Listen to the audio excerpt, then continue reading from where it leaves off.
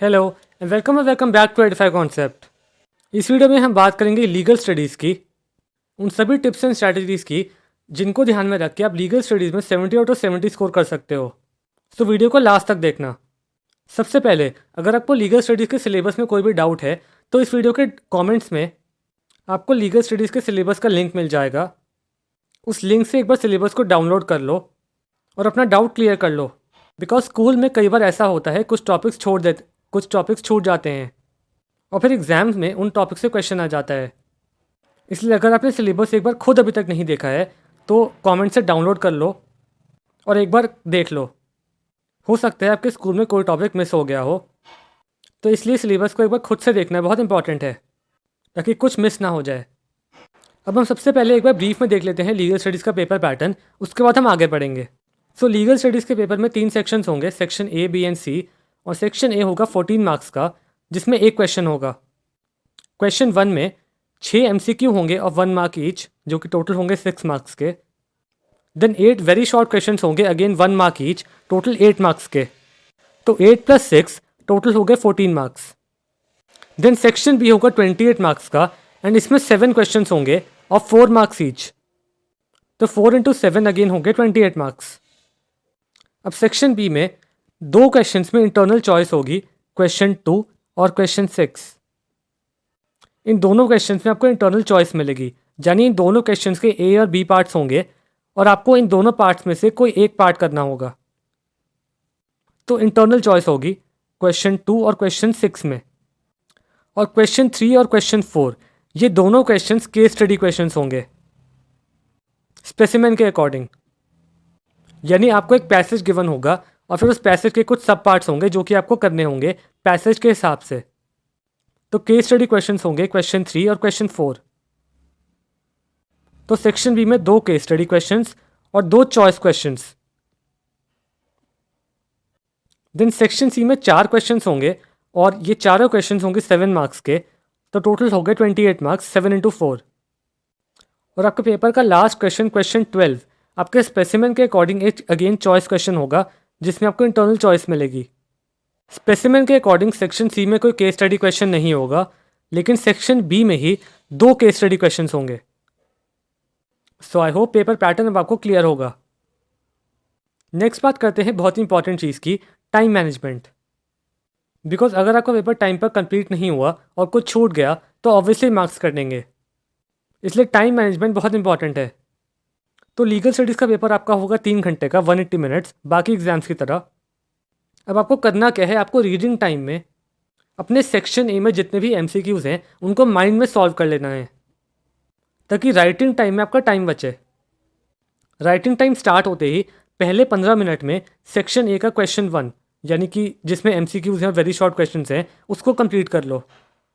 और ये आप 15 मिनट में कर पाओगे अगर आपने रीडिंग टाइम में MCQs को माइंड में सॉल्व कर लिया होगा। तो 15 मिनट में सेक्शन ए हो गया। उसके बाद सेक्शन बी में आपको 7 क्वेश्चंस करने हैं, 4 मार्क्स ईच। तो इसमें आप 10 मिनट दे सकते हो पर क्वेश्चन। तो सेक्शन बी आपका पूरा हो जाएगा 70 मिनट्स में। 10 मिनट से ज़्यादा टाइम मत लगाना पर क्वेश्चन, नहीं तो पेपर छूटने का रिस्क बन जाएगा। सेक्शन सी में 4 क्वेश्चंस हैं और चारों क्वेश्चंस हैं 7 मार्क्स ईच। तो आपको मैक्सिमम यहाँ पे टाइम स्पेंड करना है 20 मिनट्स पर क्वेश्चन, ताकि 80 मिनट्स में आपका सेक्शन सी कंप्लीट हो जाए। 20 मिनट से ज़्यादा मत लगाना पर क्वेश्चन, नहीं तो पेपर छूट सकता है। और अगर आप ऐसे करोगे तो रिवीजन के लिए आपको एंड में मिलेंगे 15 मिनट। और ये बहुत इंपॉर्टेंट है, अगर आपने बाई चांस कोई सिली मिस्टेक करी होगी तो रिवीजन टाइम में आप उसको आइडेंटिफाई कर सकते हो और करेक्ट कर सकते हो। इसलिए इस स्ट्रैटेजी को फॉलो करना ताकि रिवीजन के लिए आपको 15 मिनट ज़रूर मिलें और पेपर टाइम पर कंप्लीट भी हो जाए। अब ये है लीगल स्टडीज़ की approximate chapter wise marks weightage आपके स्पेसिमेन पेपर पे बेस्ड। अब फर्स्ट ऑफ ऑल ये एक अप्रॉक्सीमेट वेटेज है, एब्सोल्यूट वेटेज नहीं है। यानी लेट्स से यहाँ पे चैप्टर 5 की वेटेज है 10 मार्क्स, तो एक्चुअल एग्जाम में ज़रूरी नहीं है कि खाली 10 मार्क्स के क्वेश्चन आएंगे चैप्टर 5 में से, लेकिन उस चैप्टर में से 10 मार्क्स के अराउंड क्वेश्चन आएंगे। जैसे एक्चुअल वेटेज 11 मार्क्स भी हो सकती है, 12 मार्क्स भी हो सकती है, या 9 मार्क्स भी हो सकती है, लेकिन 10 मार्क्स के अराउंड होगी। तो ये इंटरप्रिटेशन है इस अप्रॉक्सीमेट वेटेज का। आप चैप्टर 5 में से अराउंड 10 मार्क्स से क्वेश्चन एक्सपेक्ट कर सकते हो एग्जाम में। इस वेटेज का मेन यूज़ ये है कि आप यहाँ पे देख सकते हो कि कौन से चैप्टर की वेटेज सबसे ज़्यादा है और कौन से चैप्टर की वेटेज सबसे कम है। तो फॉर एग्जांपल यहाँ पे चैप्टर 1 की वेटेज सबसे हाईएस्ट है 13 मार्क्स, एंड सबसे कम वेटेज है चैप्टर 9 की लीगल मैक्सिम्स 3 मार्क्स। तो जिस चैप्टर की वेटेज सबसे ज़्यादा है आप उसको थोड़ा बेटर प्रिपेयर कर सकते हो, बिकॉज उससे ज़्यादा क्वेश्चन आने के चांसेस हैं। बाकी छोड़ के कुछ मत जाना, बिकॉज अगर आप कुछ भी छोड़ोगे तो ऑब्वियसली आपके मार्क्स कटेंगे, आप फुल स्कोर नहीं कर पाओगे। लेकिन हाँ, चैप्टर 1 पे आप थोड़ा ज़्यादा ध्यान दे सकते हो, बिकॉज उसकी वेटेज थोड़ी सी ज़्यादा है। सो आई होप इस वेटेज से आपको हेल्प मिलेगी। अब हम बात करते हैं कुछ बहुत ही इंपॉर्टेंट टिप्स की।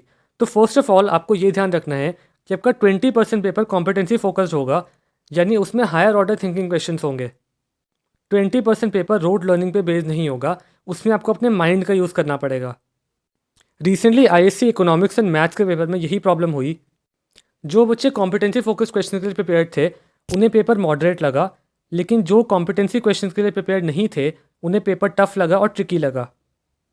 इसलिए आपको कॉम्पिटेंसी फोकस क्वेश्चंस के लिए ध्यान रखना है कि आप पूरा प्रिपेयर्ड हो, नहीं तो हो सकता है कि आपको पेपर हार्ड लगे या टफ लगे। अब ऐसे क्वेश्चंस को मास्टर करने की सबसे अच्छी स्ट्रैटेजी है प्रैक्टिस। अब प्रैक्टिस आप कहाँ से कर सकते हो? अगर आप किसी दूसरे स्कूल्स के प्री बोर्ड के पेपर्स अरेंज कर सकते हो तो ये सबसे बेस्ट तरीका है प्रैक्टिस का इन क्वेश्चंस के लिए। दूसरे स्कूल्स में प्री बोर्ड्स में जैसा पेपर आया है, अगर आप वो अवेलेबल करवा सकते हो और उनसे प्रैक्टिस कर सकते हो तो ये सबसे बेस्ट स्ट्रैटेजी है। लेकिन अगर ये पॉसिबल नहीं भी है तो आप क्या कर सकते हो, आप अपने ही स्कूल के प्री बोर्ड के पेपर को दोबारा सॉल्व कर सकते हो प्रैक्टिस के लिए। और सॉल्व करते टाइम ये ज़रूरी नहीं है कि आप आंसर्स को लिखो, आप बस क्वेश्चन रीड करो और आंसर को माइंड में रिकॉल करो। इससे आपका टाइम भी बचेगा और प्रैक्टिस भी हो जाएगी। तो अपने स्कूल के प्री बोर्ड पेपर्स को आप दोबारा सॉल्व कर सकते हो प्रैक्टिस के लिए, और अगर आप अरेंज करवा सकते हो दूसरे स्कूल के प्री बोर्ड पेपर्स तो ये और बेटर प्रैक्टिस हो जाएगी। और इसके साथ एक और चीज़, स्पेसिफिकली चैप्टर 7 की प्रैक्टिस के लिए, चैप्टर 7 आपका लीगल स्टडीज़ में फंडामेंटल राइट्स का है, उसके कॉम्पिटेंसी फोकस क्वेश्चंस की प्रैक्टिस के लिए आप पॉलिटिकल साइंस सब्जेक्ट का आइटम बैंक डाउनलोड कर सकते हो CIC की ऑफिशियल वेबसाइट से, जिसका लिंक आपको इस वीडियो के कमेंट्स में मिल जाएगा। पॉलिटिकल साइंस में भी फंडामेंटल राइट्स का चैप्टर है और पॉलिटिकल साइंस के आइटम बैंक में फंडामेंटल राइट्स के कॉम्पिटेंसी फोकस क्वेश्चंस हैं। तो आप पॉलिटिकल साइंस के आइटम बैंक से फंडामेंटल राइट्स के कॉम्पिटेंसी फोकस क्वेश्चंस की प्रैक्टिस कर सकते हो। लिंक आपको इस वीडियो के कमेंट्स में मिल जाएगा। लास्ट ईयर जुलाई के मंथ में CIC ने काफ़ी सारे सब्जेक्ट्स का आइटम बैंक रिलीज़ करा कॉम्पिटेंसी फोकस क्वेश्चंस के लिए, लेकिन उन्होंने लीगल स्टडीज़ के लिए रिलीज़ नहीं किया। इसीलिए यहाँ पे आपके पास प्रैक्टिस मटेरियल थोड़ा सा कम है बाकी सब्जेक्ट से कंपैरिजन में।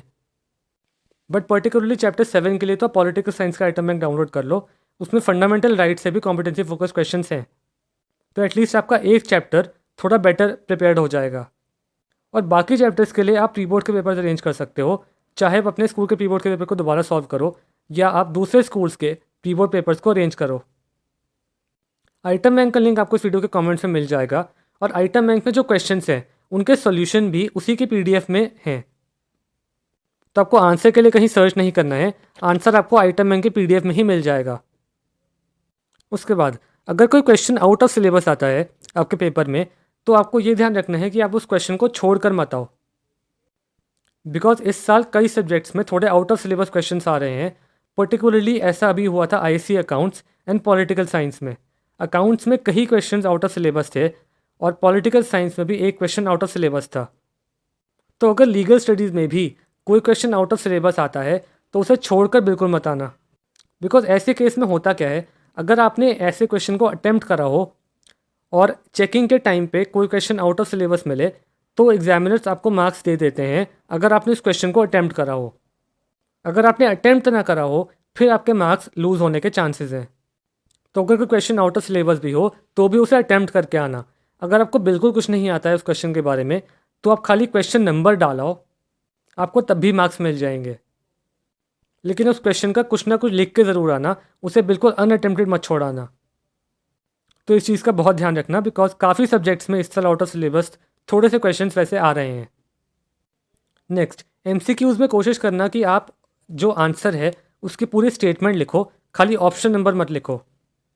इससे होता क्या है कि अगर आपको आंसर पता है और आपने खाली ऑप्शन नंबर लिख दिया और बाई चांस आपका ऑप्शन नंबर आपने गलती से गलत लिख दिया तो आपके मार्क्स वहाँ पे कट जाएंगे। लेकिन अगर आपने ऑप्शन नंबर गलती से गलत लिख दिया, उसके आगे की जो स्टेटमेंट आपने लिखी है वो सही आंसर है, तो एग्जामिनर ये समझ जाता है कि आपने ऑप्शन नंबर गलती से गलत लिखा होगा और आपको मार्क्स मिल जाते हैं।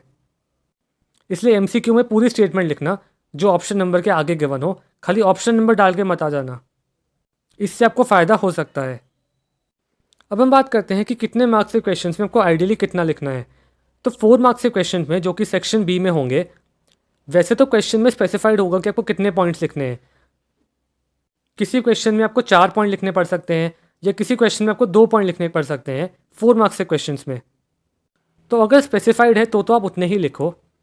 अगर स्पेसिफाइड नहीं है किसी क्वेश्चन में और वो क्वेश्चन 4 मार्क्स का है तो आपको मिनिमम 4 पॉइंट्स तो लिखने ही लिखने हैं। लेकिन अगर आपको 4 पॉइंट से ज़्यादा आते हैं तो आप ज़्यादा भी लिख सकते हो। थर्ड केस में अगर आपको उस क्वेश्चन का आंसर एक पैराग्राफ में देना है तो आइडियली आपको अपनी आंसर शीट का 0.75 से 1 पेज कवर करना ही करना है। अपनी आंसर शीट का 1 पेज, तभी आपको फुल मार्क्स मिलेंगे 4 आउट ऑफ 4 अगर आपका आंसर सही है। तो इस चीज़ का ध्यान रखना। 7 मार्क्स के क्वेश्चन में अगेन अगर क्वेश्चन में लिखा है कि कितने पॉइंट्स लिखने हैं तो उतने ही पॉइंट्स लिखो, बट अगर नहीं लिखा है तो मिनिमम आपको 7 पॉइंट्स लिखने हैं। अगर आपको ज़्यादा आते हैं तो आप ज़्यादा लिख सकते हो, लेकिन अगर आपको आंसर पैराग्राफ में लिखना है तो इस केस में आपको अपनी आंसर शीट का 1.75 से लेके 2 पेज तक कवर करना है, आगे पीछे 2 पेज, तभी आपको फुल 7 आउट ऑफ 7 मिलेंगे अगर आपका आंसर करेक्ट है। तो इस चीज़ का ध्यान रखना कि आपको कितने मार्क्स के क्वेश्चन में कितना लिखना है ताकि आपको हर क्वेश्चन में फुल मार्क्स मिलें। अब एक और इंटरेस्टिंग एनालिसिस जो मैंने किया था, पास्ट 2 ईयर्स में यानी 2023 और 24 में चैप्टर 2 से एटलीस्ट एक क्वेश्चन आया है सेक्शन सी में। सेक्शन सी यानी जिसमें 7 मार्क्स के क्वेश्चन होते हैं। और आपके 2025 के स्पेसिमेन पेपर में भी एक क्वेश्चन चैप्टर 2 से है सेक्शन सी में। तो काफ़ी हाई चांसेस हैं कि चैप्टर 2 में से कोई एक क्वेश्चन आ सकता है सेक्शन सी में, इसलिए चैप्टर 2 को थोड़ा ध्यान से पढ़ना। अगेन ये गारंटीड नहीं है लेकिन इसके चांसेस ज़्यादा हैं। आप चैप्टर 2 से एक ना एक क्वेश्चन एक्सपेक्ट कर सकते हो सेक्शन सी में। चैप्टर 2 यानी आपका ऑल्टरनेट डिस्प्यूट रेजोल्यूशन। लास्टली अपने एग्जाम से एक दिन पहले यानी फ्राइडे को 28 को बेस्ट क्या होगा कि आप पूरा स्पेसिमेन सॉल्व करो और आइटम बैंक सॉल्व करो। आइटम बैंक पॉलिटिकल साइंस का, पर्टिकुलरली चैप्टर 7 के क्वेश्चन जो हैं उस आइटम बैंक में, तो इससे आपकी प्रैक्टिस हो जाएगी। तो ट्राई करो कि आपका सिलेबस थर्सडे तक यानी कि 27 तक कंप्लीट हो जाए और आप फ्राइडे को एग्जाम से एक दिन पहले खाली प्रैक्टिस करो, पर्टिकुलरली स्पेसिमेन से और आइटम बैंक से। अगेन आपको आंसर लिखने की ज़रूरत नहीं है प्रैक्टिस में, खाली क्वेश्चन को रीड करो और आंसर को माइंड में रिकॉल करो। इससे आपका टाइम भी बचेगा और आपकी प्रैक्टिस भी हो जाएगी। और अगर आपके पास टाइम हो तो आप अपने स्कूल के प्री बोर्ड पेपर्स को भी दोबारा सॉल्व कर सकते हो। और अगर आपको किसी और स्कूल के प्री बोर्ड पेपर्स मिलते हैं तो आप उन्हें भी सॉल्व कर सकते हो प्रैक्टिस के लिए। पॉइंट ये है कि एग्जाम से एक दिन पहले फ्राइडे को ट्राई करो कि आपको खाली प्रैक्टिस करनी हो, आपका सिलेबस थर्सडे तक कंप्लीट हो जाए, रिवीजन। आप प्री बोर्ड पेपर्स को प्रैक्टिस करो या ना करो, लेकिन स्पेसिमेन और आइटम बैंक से प्रैक्टिस ज़रूर करना फ्राइडे को। पॉलिटिकल साइंस के आइटम बैंक का लिंक आपको इस वीडियो के कमेंट्स में मिल जाएगा। उस आइटम बैंक में से खाली चैप्टर 7 के क्वेश्चंस को यानी फंडामेंटल राइट्स के क्वेश्चंस को प्रैक्टिस करना, बिकॉज वो चैप्टर कॉमन है पॉलिटिकल साइंस और लीगल स्टडीज़ में। So that's it for this video. I hope आपको इस वीडियो से हेल्प मिली होगी। Now all the best for exam. ऐसी और वीडियोज़ के लिए इस चैनल को सब्सक्राइब कर लो। Thanks for watching.